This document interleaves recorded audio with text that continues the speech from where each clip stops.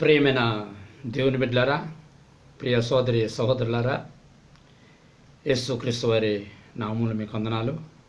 ఈరోజు ఒక ముఖ్యమైన విషయం, సత్యం చెప్పాలని నేను ఆశపడుతున్నాను. అదేంటంటే, యేసుప్రభువును నమ్ముకొని దేవునిలో జీవిస్తూ, విశ్వాసంగా జీవిస్తూ, బాప్టిజం తీసుకొని బలారాధన తీసుకుంటూ దేవుళ్ళలో ఉంటున్నప్పుడు దేవుడు దైవజనులని సేవకు పిలిచారు. సేవలో కూడా నమ్మకంగా జీవిస్తూ దేవుళ్ళలో ఉంటున్నప్పుడు బాగా ఎదిగించాడు, అభివృద్ధిపరిచాడు. మంచిగా అన్నికలకి అద్భుత కార్యాలతో సేవ చేస్తూ, దైవ జ్ఞానంతో వెంబడి మంచి జ్ఞానంతో సేవ చేస్తూ ఉన్న సందర్భంలో ఆ దైవజనులకి ఒక ఆలోచన వస్తుంది, రాజకీయ పార్టీ పెట్టాలని. గమనిస్తున్నారా? రాజకీయ పార్టీ పెట్టినారు కూడా.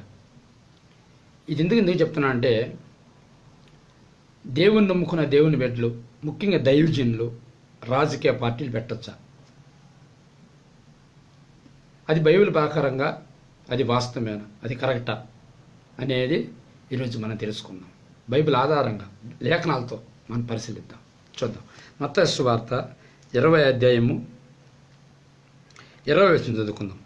అప్పుడు జబదేయి కుమారుల తల్లి తన కుమారులతో ఆయన ఎదుకొచ్చి నమస్కారం చేసి ఒక మనవి చేయబోగా, నీవేమి కోరుచున్నావని ఆయన అడిగాను. అందుకామె, నీ రాజ్యమందు ఈ నా 2 కుమారులలో ఒకడు నీ కుడివైపునను ఒకడు నీ ఎడమవైపునను కూర్చుండబెట్ట సెలవిమ్మని ఆయనతో అనేను. అందుకు యేసు, మీరేమి అడుగుతున్నారో అది మీకు తెలియదు. 25వ వచనం చూస్తే, కనుక యేసు తన యొద్దకు వారిని పిలిచి, అన్ని జనుల్లో అధికారులు వారి మీద ప్రభుత్వం చేయదురనియు, వారిలో గొప్పవాడు వారి మీద అధికారం చేయదురనియు మీకు తెలియను. మీలో అలా ఉండకూడదు. గమనిస్తున్నారా ప్రేమైన దేవుని బిడ్డారా? గమనిస్తున్నారా? గమనించండి. జబదేయ కుమారుల తల్లి యేసుప్రభు దగ్గరికి వచ్చి ఆయన అంటుంది, నాకున్న 2 కుమారుల్లో ఒక కుమారుని కుడివైపున, ఒక కుమారుని ఎడమవైపున నీ రాజ్యంలో పెట్టుకోయా, స్థానం ఇయ్యి, గొప్ప స్థానం ఇయ్యా అని అంటుంది.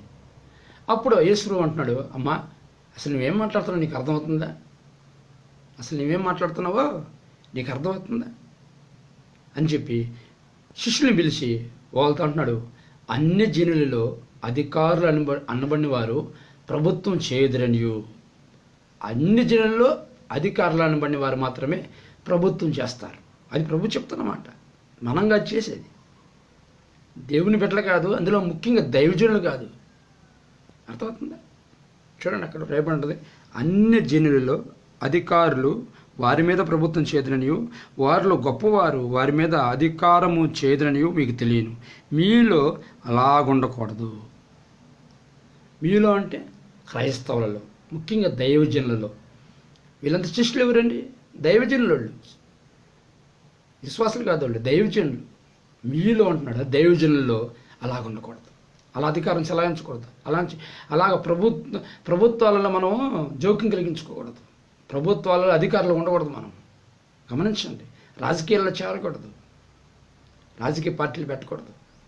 గమనిస్తున్నారా? అలా ఉండకూడదు. అన్ని జిల్లా అధికారులను బట్టి వాళ్ళు ప్రభుత్వాలు చేస్తారు. మనంగా చేస్తే మనం తగ్గించుకొని ఉండాలి. ఆ గొప్పతనాన్ని మనకొద్దు. మనం తగ్గించుకుని దేవుళ్ళలో ఉండాలి. మనకు దేవుడు ఏ పని అయితే ఇచ్చాడో ఆ పనినే మనం చేయాలి. దైవజనుడు ఒక ప్రత్యేకమైన పిలుపు పొందిన వ్యక్తి. ఆ పిలుపులని నిలబడాలి, అంతే. వేరే పని చేయకూడదు. వేరే పని చేస్తుంటే ఈ పిలిచిన పిలుపు ఏమవుతుంది? ఒక ప్రత్యేకత కలిగి ఉండాలి. నిజంగా దైవజనులు అయితే ప్రత్యేకత కలిగి ఉంటారు. గమనించండి, అధికారులు అనబడే వాళ్ళు మాత్రం ప్రభుత్వాలు చేస్తారు. అది అన్ని జనుల్లో, మనం కాదు. మనం ప్రభుత్వాల అధికారులు మనిషి, ప్రభుత్వాలు చేయడానికి మనకు అంత దేవుడు ఇవ్వలేదు. వీళ్ళు అలాగుండకూడదు అంటాడు. అసలు మనం అలాగుండకూడదు అని ప్రభు చెప్తున్నమాట. గమనించండి, అలా మనం ఉండకూడదు. యోసేపును మనం తీసుకుందాం. యోసేపు బానిసగా అమ్మబడి పోతిఫరు ఇంట్లో ఉన్నాడు. మరి ఆయన దైవజనుడా? దైవజనుడు అంటే ఎవరు? దేవుని స్వార్థ ప్రకటించేవారు, దేవుని గురించి చెప్పేవారు. యెహో దేవుడైనా సరే, లేకపోతే యేసుప్రభు సరే, పరిశుద్ధాత్మ గురించి సరే, బైబిల్ గురించి చెప్పేవారు. అయితే యోసేపు పోతిఫరు ఇంట్లో అయినా సరే, రాజు దగ్గర అయినా సరే, చెరసాల్లో ఉన్నా సరే, ఎక్కడున్నా సరే, ఒక్కరికైనా యెహోవా దేవుని గురించి చెప్పినారా? ఆయన నిజమైన దేవుడు అని చెప్పినాడా? సువార్త ప్రకటించాడా? చూడండి, ఎప్పుడైతే ఆయన తగ్గించుకొని పనిమానుగా ఉన్నాడో దేవుడు అతని అధికారికి ఇచ్చించాడు, అంతే. అర్థమవుతుందండి. అతను దైవజనుడు కాదు, అతను దైవజనుడు కాదు యోసేపు. కొంతమంది యోసేపు చేయలేదా అని వంక పెట్టుకుంటున్నారు. దానియేలు దగ్గర రండి. దానియేలు ఒక బానిసగా తీసుకెళ్ళిన వ్యక్తి పరాయి దేశానికి. ఆ పరాయి దేశంలో ఉన్నా కానీ తగ్గించుకొని ప్రార్థన చేసుకుంటున్నాడు. అర్థమవుతుందండి. రాజు శాసనం చేశాడు, ఏ దేవునికి మొక్కకూడదు, నాకే మొక్కాలా అని శాసనం చేశాడు. మరి అయినప్పటికీ తన నమ్మకత్వం నిలుపుకోవడానికి దేవుని దగ్గర తను తాను తగ్గించుకొని ప్రార్థన చేసుకున్నాడు. రాజుకు భయపడలేదు, దేనికి భయపడలేదు, ప్రభుత్వానికే భయపడలా. చూసారండి, ప్రభుత్వానికి భయపడలా. మరి అంత ఖచ్చితంగా జీవించాడు. ఆ దేవుడు చూసి ఏ రాజు అయితే ఏ రాజ్యం అయితే ప్రార్థన చేశాడో అదే రాజు అతన్ని ఎత్తిచ్చాడు. ఏ రాజు అయితే అగ్ని ఇచ్చాడో అదే రాజు ముందు దేవుడు హెచ్చించాడు. కనుక ప్రేమ గమనించండి. పోతే మళ్ళీ దావీదుని తీసుకోండి.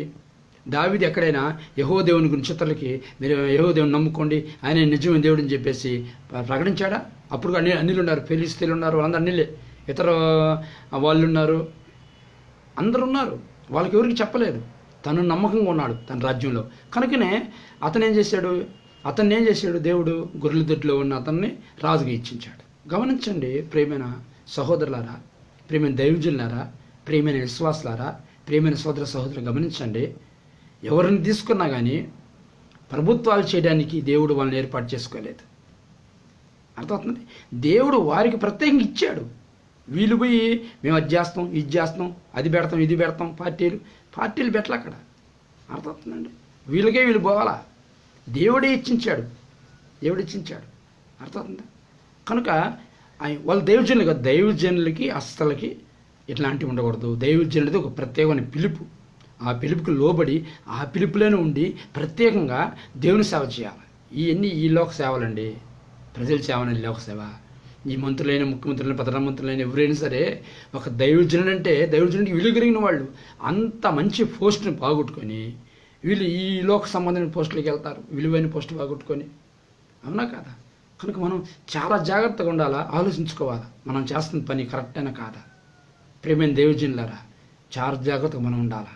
ఎక్కడైనా చూడండి, బైబిల్ ఎక్కడ కూడా ప్రభుత్వాలు చేసేవాళ్ళుగా దేవుడు ఎవరిని కూడా ఏర్పాటు చేయలేదు. అర్థమవుతుందండి. ఒకవేళ ఏర్పాటు చేశాడంటే వాళ్ళు తగ్గించుకున్నప్పుడు దేవుడిచ్చించాడు అంతే. దేవుడిచ్చించాడు. అందుకని వీళ్ళకి వీళ్ళు పూనుకొని ఏ పని చేయలేదు. చాలా జాగ్రత్తగా ఉండాలి.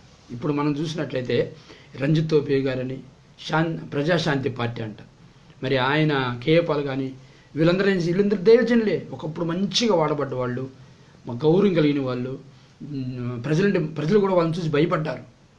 మంచి జ్ఞానం కలిగిన వాళ్ళు, మంచి వక్తలు, మంచి ప్రవక్తలు, అపోస్తలు, మంచి సేవ చేసిన వాళ్ళు.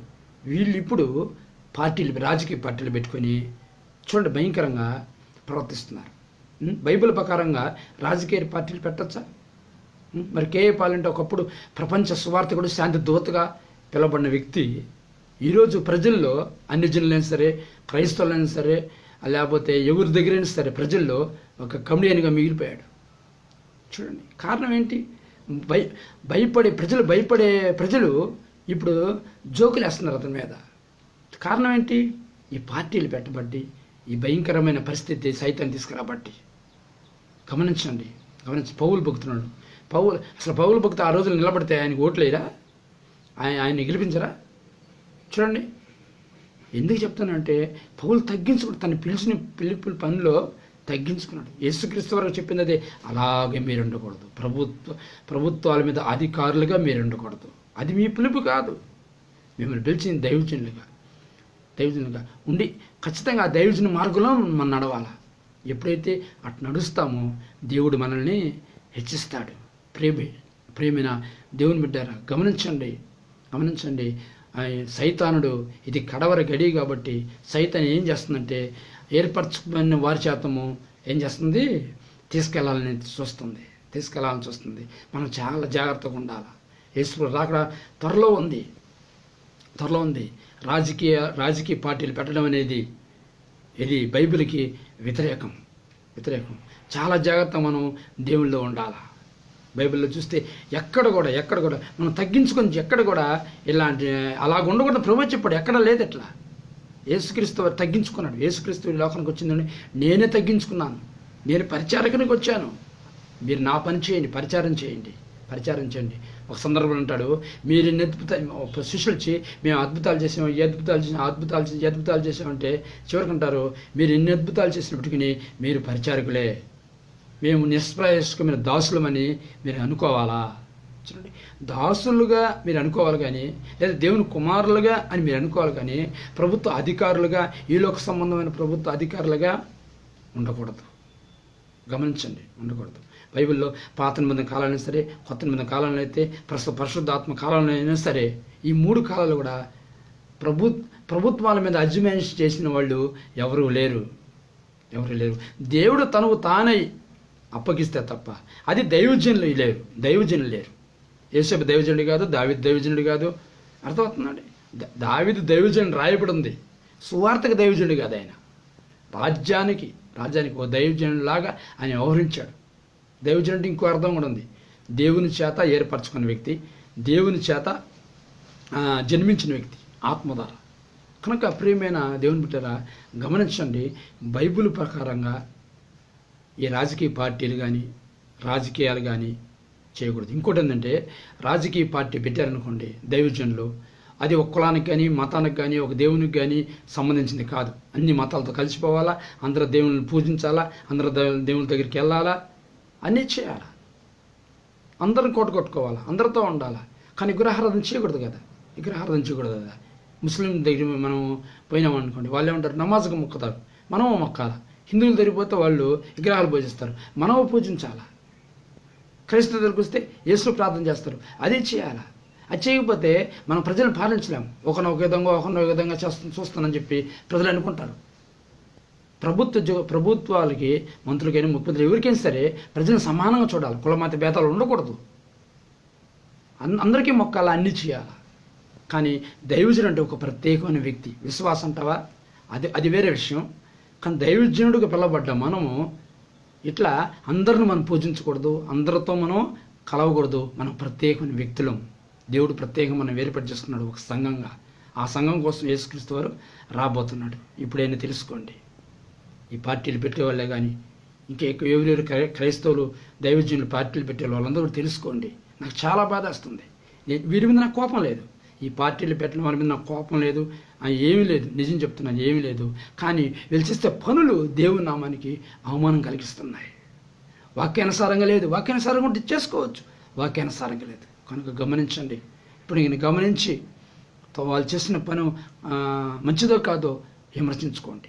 ఇంకోసారి తెలుసా, వాళ్ళు పార్టీలు పెట్టకుండా అనేక క్రైస్తవులను ఆ పార్టీలు ఆహ్వానించి వాళ్ళు చేసే ఆ పనుల్లో వీళ్ళని కూడా పాల్పొమ్ములు చేస్తున్నారు. ఎంత భయంకరం అండి. వాక్యానికి వ్యతిరేకంగా ఉన్న ఈ పనులను చేస్తున్నారు. వాళ్ళు చేస్తున్నారు, ఇతరులు చేపిస్తున్నారు. ఇది చాలా ఆలోచించవలసిన విషయం. ఇప్పటికైనా సరే రాజకీయ పార్టీలు పెట్టే వాళ్ళ గురించి ప్రత్యేకంగా నేను చెప్తుంది ఏంటంటే, మీరు నా గురించి ఏమైనా అనుకోండి, ఏమైనా చేసుకోండి, కానీ నేను వాక్యానుసారంగా మాట్లాడుతున్నాను. రాజకీయ పార్టీలు దైవజనులు పెట్టకూడదు, అది వాక్యానుసారమైనది కాదు. ఇది గ్రహిస్తే చాలు.